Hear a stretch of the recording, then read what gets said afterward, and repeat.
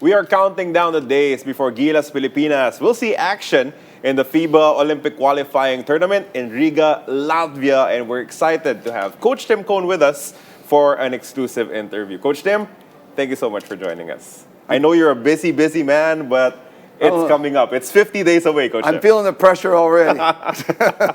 Just sitting here with you, I'm starting to get goosebumps. Coach Tim, always great to see you in Gilas Blue. But when you took over the program of Gilas Filipinas, you said the priority was keeping a team together because of what you learned from the 1998 Centennial team. Over the time of training, you want to keep the same people in and out of the roster moving forward. How much did you learn about the players that you selected from your first window with them in the Asia Cup qualifiers? Well, I think the number one thing we learned about that group was that they all liked being a part of it. I mean, it was really big for them, and they loved being with each other.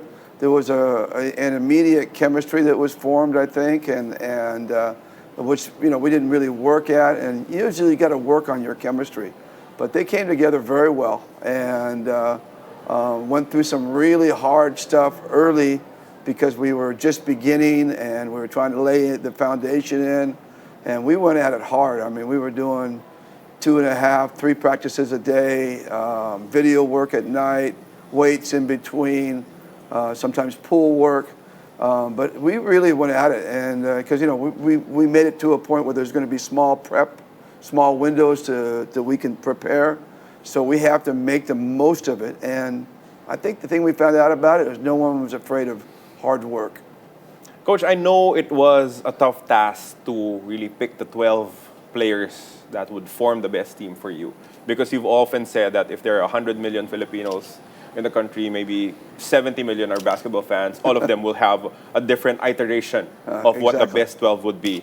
But for you, how do you deal with people coming over, starting a conversation, saying that why not this player? Why not give a chance to this player? How do you usually address those situations? Well, I think that you put 12. Well, we always say this to the players. You put 12 players in a room, and you say, okay, let's form a game plan, and you'll have 12 different game plans on how you want to attack. And and the bottom line is someone has to make that decision and put everybody on the same page.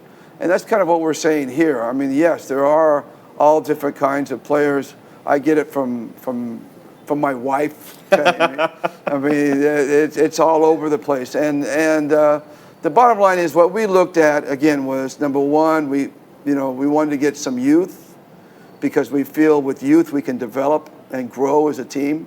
But we also felt we needed to get veterans because veterans are a win now type of player.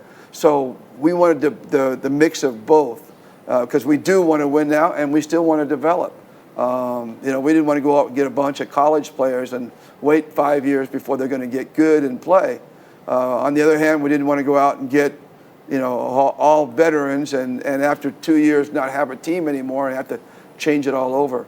So it's the idea of building something over time, and I think that's pretty normal for everyone.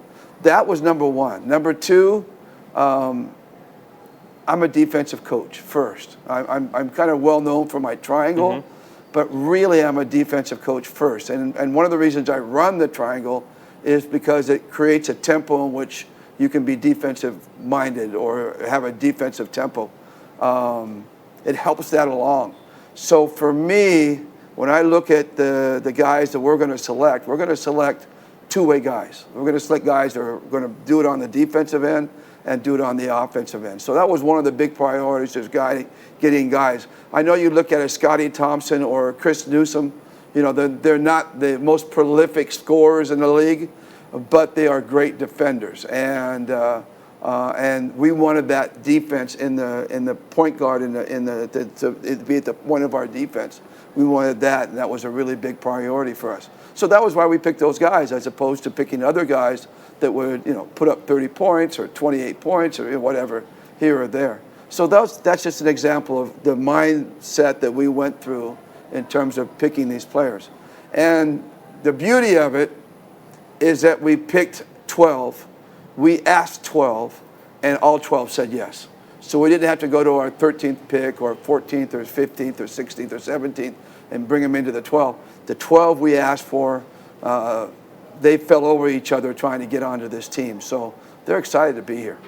Coach, when it comes to the selection, who are your sounding boards? Who did you bounce ideas off of to be able to form this 12? Or was it just mainly your assistant coaches with Gilas Filipinas? No, we asked around. We talked around. I think Al Francis Chua had a big part in it in choosing. You know, he's a guy that I work with closely. He's a little, you know, he's almost like a mentor to me. And he knows the game. He was a coach himself, and he knows the game from being a general manager. But also we talked to, you know, Al Panlilio. We talked to anybody we wanted to was ready to listen to us. We spoke to, but it really came down to really knowing what our system, what kind of system we were going to bring to the team. It was like, what guys are we going to get to fit that system? And some of them were really obvious. Junmar, Kai, Justin, you know, the two kids, you know, and, you know, those are obvious picks, but maybe some of the others weren't so obvious, but they fit what we were looking at. They fit the vision that we had for the team. Coach, I still remember your first presentation to the SBP group before you said yes to the job. And one of the biggest updates from that is that you got the commitment from everyone involved. Like the PBA would undoubtedly set aside time, the time you required. UAAP, same with Kevin Cambao, of course, coming from there.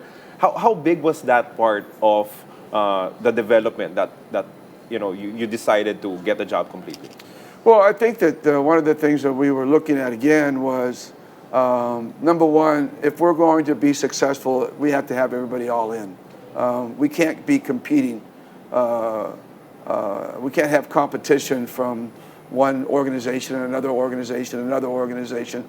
We really had to be all in on this for us to have success. Number one. Number two, we wanted to be, I don't know how to put it, but we didn't want to disrupt other teams, other leagues. Yeah.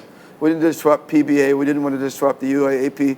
Because in the beginning, they'll say, yeah, you know, we'll support you. But if you're hurting them and disrupting their leagues or disrupting their teams, then eventually they're going to slowly but surely pull away. And we've seen that over the years.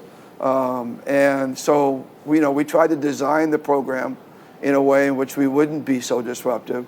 We have a smaller window in terms of prep. And that was really one of the key things that I felt brought everyone together. That we weren't going to come out there and be, hey, we're the national team.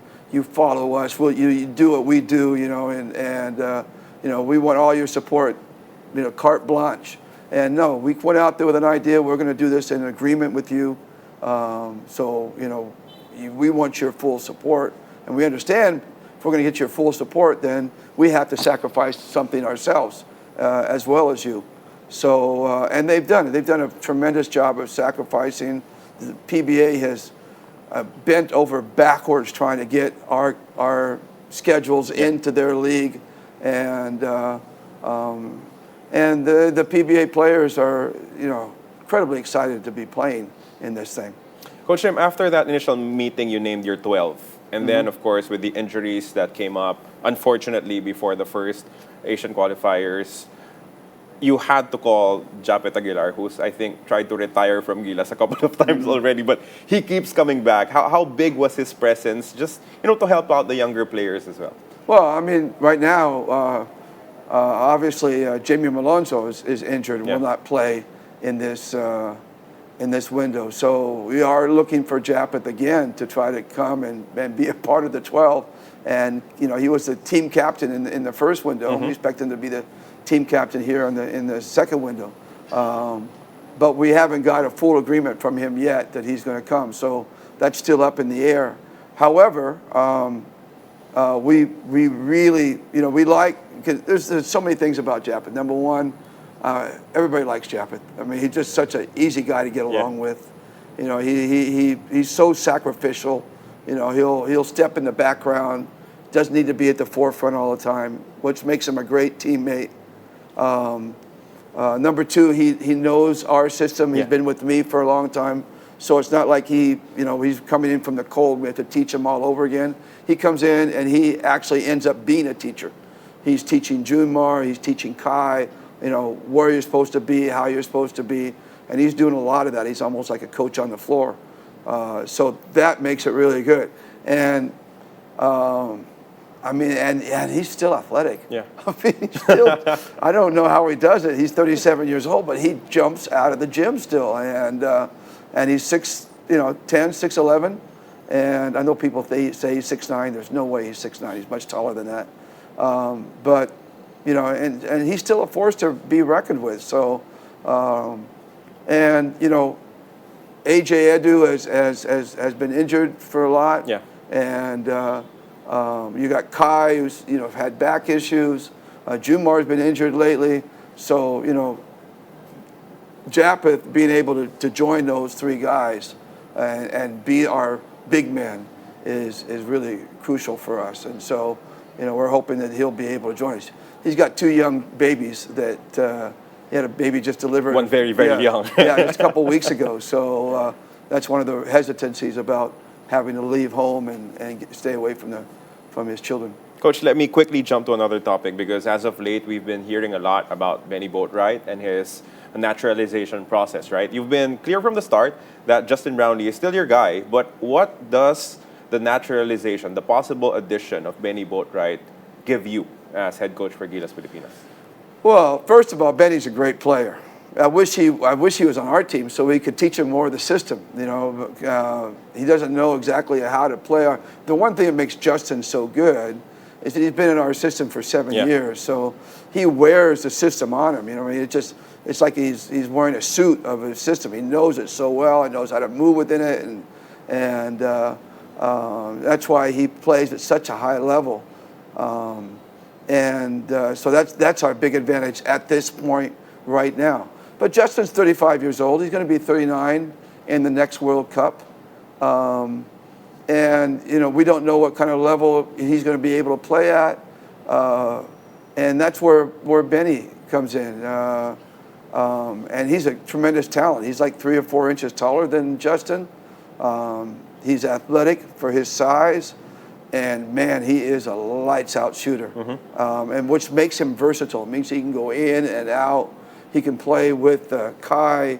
He can play with a Kai and a Jumar as a small forward, or he could play with a Kai as a power forward, or we could even put him at the center position and put a lot of smaller, quicker teams. So he adds a lot of versatility to the team. So and it's at this point, Benny is Justin to Jordan. Jordan. We had Jordan Clarkson. Justin was his backup. Yeah.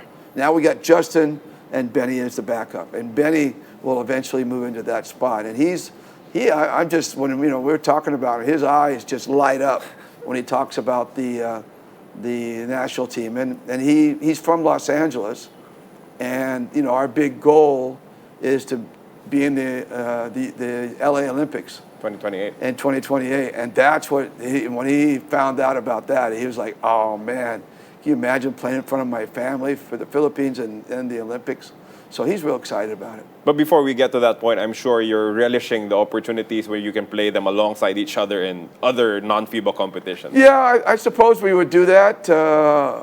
That's a year from now, because we don't have a non-FIBA. I think not even next year. I think we don't. I'm not sure. But it would be really interesting. Just like everybody dreamed about Justin and Jordan playing together. Yeah. Now we get the next dream of Justin and Benny playing together, and that they would fit like a glove. I think between the two of them. But Coach, the one that we have to talk about is the Olympic qualifying tournament, right? Because of where we ended up in the FIBA Basketball World Cup, we were one of the Asian teams that will get another opportunity to claim a ticket to the Paris Olympics. Have you set already at least a draft of what the preparation will look like as you go to Latvia? Yes, we've announced it to the players. We're going to start everything on June 21, and we're going to go to the Inspire camp and go into seclusion there. We go into seclusion there and try to get about 6 or 8 practices in. And then on the 25th, I think we're leaving for Istanbul, where we will play the Turkish national team. They are the 24th ranked team in the world. And after that, we will move to Poland, and we will play the Polish national team. I think they're the 15th ranked team in the world. So just those 2 friendlies right there will give us a good feel for, I think, for, can we compete? What do we need to do to compete? And, what are the missing pieces that we might need in terms of game planning and such going into the Latvia OQT. And there we'll play our first game, Latvia, 6th ranked team in the world. So that's really going to be a challenge. And then we play Georgia, which is the 23rd. So right around where Turkey is. So, and then from there we'll find out whether we can get into the crossover. We've looked at teams. They all are really, really good. They're big and they're athletic, but they're not impossible. It's going to be tough, but they're not impossible in my mind. So we'll see. I know I'm really excited. The players are super excited about it, and we're like chomping at the bit, waiting to get back on June 21. Coach, you laid the foundation of what you dreamt about this team with the first window of the Asia Cup qualifiers. Are there specific points of improvement that you'd want to see from them as you form your camp again? I think it's more about just evolving as a team and sinking their teeth deeper into the system that we're running. We had 7 days to prepare there, which wasn't too bad. We had 14 practices because we were doing 2 a days for the most part, and I think we actually ended up 12 practices and 2 shoot-arounds during that whole window and the 2 games. We have a true understanding, and we're eyes wide open. We know that playing in Europe is going to be a lot different than playing Taiwan and Hong Kong. We know that, and we know we're going to have to be better this time around. I think the thing that we're going to have to look at is, we didn't have a chance because Jumar was injured and AJ was injured, and we didn't really get Kai and Japeth playing together. It was either Kai or Japeth. Yeah. But with the size of the teams we're going to be playing, we're going to have to figure out a way. Can Kai play with Junmar? And Kai and AJ used to play before together, so that I don't think is going to be a stretch. But can they play that kind of way in the system in which we bring? So those are the things. Like right now, our last starting lineup was, I think, Junmar. Was Kai, Dwight Ramos, Justin, Calvin, and Scotty. And that lineup may be too small to play in Europe. Yeah. So we're going to have to throw in an AJ or Junmar in there, maybe to get those 2 big men in so we can match up. And that means we're going to have to pick 3 of the other 4, and Justin obviously, and maybe Scotty or Chris as the point guard. So either Dwight will play as the off guard or come off the bench, or Calvin will. So those are the adjustments we're going to have to make when we come to get back together. We have basically 10 days of practice or 10 days of prep this time. Last time we only had 7. So we have a little bit more for the European one.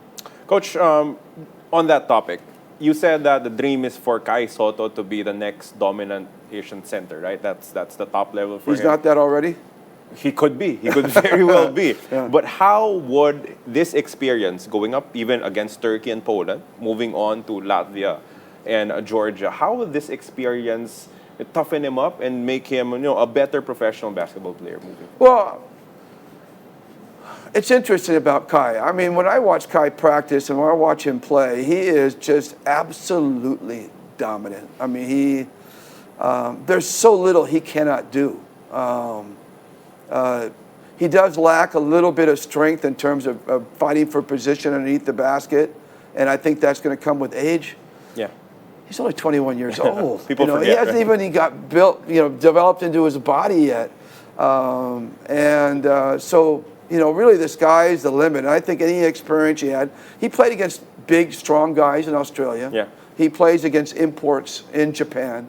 So it's not a stretch for him to go out and play against the bigger European players.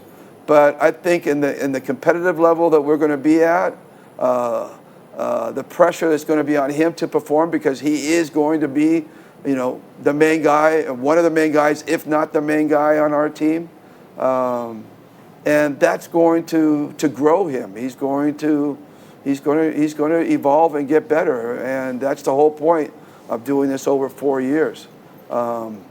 He's actually, I think, right now in the NBA camp. He's he's going to the States doing some NBA things as we speak, and he'll be back, I think, on like the 16th or 17th of June to join us on the 21st. So the kid is working, and he's doing his job, and I think he's, and I think also, if I may say, he's a perfect fit for our system. Yeah. Both offensively and defensively. Our defensive systems and our offensive system. So, I think he'll just really, I think he has a chance to really take off with us. Coach, any updates on AJ Edu? Will he be fit enough to join camp and possibly play in Latvia? Funny you should say. I was just talking to him 2 days ago and asked him the same question. And he is not yet back to playing, but he's at the very edge of his ending of the rehab process. He's going from Japan to London, and he has a physiotherapist there that he will continue to work with. He should start playing in another week or two, and then so he should be fine and ready to go on the 21st. That's a good sign. Yeah. Enough days between then and when you have because camp. AJ is a key guy, because he's our true big man stopper. Yeah. And he's going to be the guy that guards a Porzingis, poor guy, or someone like that, or the NBA guy from Goga. Goga from Georgia. So, he's got the tough job, and we're going to need him. Coach, there was a lot of excitement about Carlo Tamayo and Kevin Kiambao in the last window, them playing together, the skill level that's already there. How did you enjoy coaching two young bigs? And can you compare them to people that you already coached before in terms of their IQ, their passing ability? They're pretty unique, those two guys. Carl reminds me a lot of Kirby Raimundo, Wow. believe it or not. He's got that same kind of skill level where there's really very little he can't do. He just needs to harness it all. Again, he's young, he needs to harness it and kind of throw it all in one direction. And that's going to come with maturity. And again, another reason why he's on this team. He could be our superstar in 2027 or 2028 by that time. He's just going to be coming into his prime, even before his prime still at that time. And the same with Kevin. Kevin is he's so multi-talented. He's going to be really fun to explore his skills. I think he has skills that people haven't seen yet. Really? Yeah, that he can do that people don't realize. And we didn't have the time to really put him and throw him in different positions, because it was the system was so foreign to him. So we kept him at one spot and said, okay, you learn it right there, because if we try to move you here, move you there, it's just going to get all confusing. Yeah. But now that he's done that, now we expect to try to give him a little bit more versatility and move around. He can play the guard position. He can play the wing position for us. He can stretch all the way out to a power forward position, and he can guard anybody. And I think that's where Carl and Kevin will improve the most, is their defensive side. We will really push them on the defensive side. Carl loves to play defense, and he just gets a little too excited. But when he harnesses that great energy he has, he's going to be special. Coach, two of your players right now were two of the final cuts for the World Cup team, Calvin Oftana and Chris Newsome. What led to the decision to give them another shot at it? Why Calvin Oftana and Chris Newsome for this new iteration of Gilas Filipinas? That's an interesting question. Well, Chris is really our backcourt stopper, and we just really felt we needed a backcourt stopper that could play. He showed us in the Asian Games when we had him go up against Rondé, Hollis Jefferson, and just that commitment. That guy who's just He's going to be a committed defender. That's going to be his absolute priority. He's not going to worry about scoring or passing, or he's just going to lock into a guy that we need. And he's got good size for the backcourt. And it just again, came to be a really good fit for what we do. And again, what Chot Reyes would want is going to be different from what I'm going to look for. It's going to be different from what Tab Baldwin wants. It's going to be different from what Norman wants. And some people are probably going to scratch their head and say, why is he there? But we have specific visions for all these guys and why they're there. And Chris really, I think, is really the epitome of that. He has a specific role and a commitment, and that commitment that he shows kind of gets everybody locked in to the defensive side as well. And Calvin is just, he's a young guy that's just getting better and better and better, and he's a big wing. He's a 6'6", 6'5", 6'6" wing that can swing to the guard position, and he's developed his shot. I think everybody has seen Calvin. His game has just developed. You gave him too much confidence after the Asian Games. Now he's I don't know if that was it. I mean, he was already doing that before the Asian Games. I think he was like on the cusp, and then it kind of discovered it there. But and then the way they used him when he got back, and setting him up and giving him the ball, I don't think anybody would at this point question his inclusion on that team. I mean, he is one of the best players in the PBA right now. I told him earlier, I saw him in one of the games, I told him that he's playing at a total MVP level. Coach, now jumping on to your opponents for the Olympic qualifying tournament. Latvia, one of the best stories of the 2023 FIBA Basketball World Cup, because there was no noise surrounding that team until they proved everyone wrong, almost making it into the finals. How much could you learn from how they performed in the FIBA World Cup as you prepare your team to go up against? Well, I mean, those are the games that we are looking at, because that's basically the team you're going to be seeing. There's not going to be a lot of changes to a team. Maybe 2 or 3 peripheral players will change, but the core is going to be intact. And right now, the Latvia coach is still the Latvia coach, so they're still going to be running the similar systems. So things like that, and same with Georgia, Brazil, Montenegro. We had a chance, we talked about earlier before we got on cam about, we played Montenegro in a practice game and a friendly before the World Cup. And we played them tough, and we lost in the midway through the fourth quarter, they kind of pulled away. But we played them really tough. And so that gives us good indication of where we are. One of the things I just want to say before we really jump into that topic is I feel like Chot Reyes, he gave us the feel that we could play with these guys.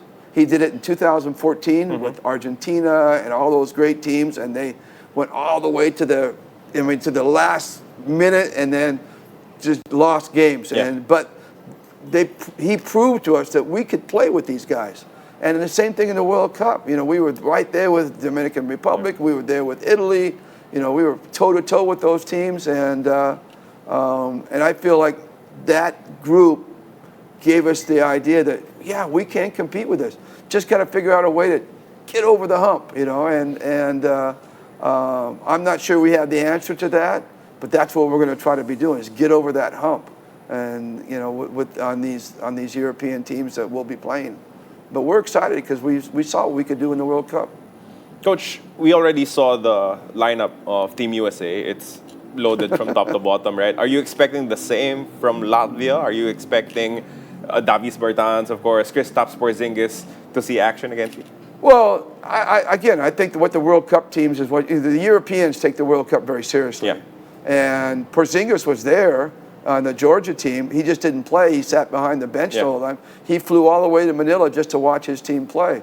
So that's their commitment to the World Cup. So I think we'll see Latvia in full blown like we saw at the World Cup. We will see the Georgia team, Brazil also. I mean, they may have a couple of young players that are coming up, just like we're suddenly coming up with Calvin Oftana. They won't know him at all because he wasn't in the World Cup, and so they won't.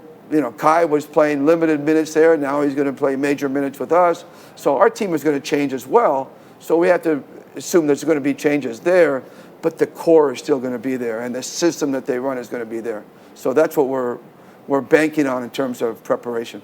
Coach, the other side though, Georgia only has a couple of NBA players, but I mean, that team is going to be so in tune with each other because they do not have a lot of guys heading in and out of the lineup. They just keep it together. Yeah. Have that chemistry. Have you scouted?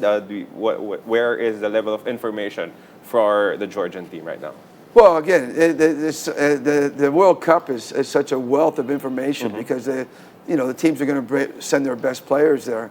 So I just a few nights ago watched the Australia Georgia team play, and the Australian team was stacked with like 5 NBA guys, Giddey, Exum, Engels. They weren't a big team. They didn't bring a big team to the World Cup.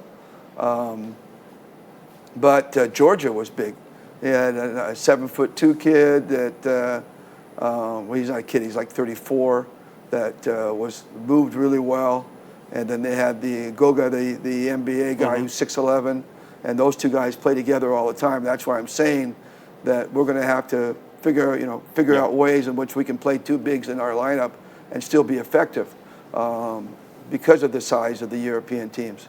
I haven't had a chance really to take a look at Brazil.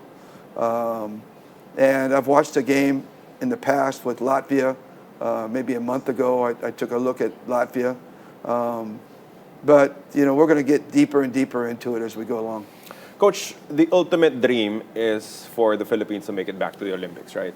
That is the goal. That is what is at stake for the Olympic qualifying tournament. But it has not panned out well for non-European teams, just all throughout. Usually, a European team will win it all in all of these Olympic qualifying tournaments.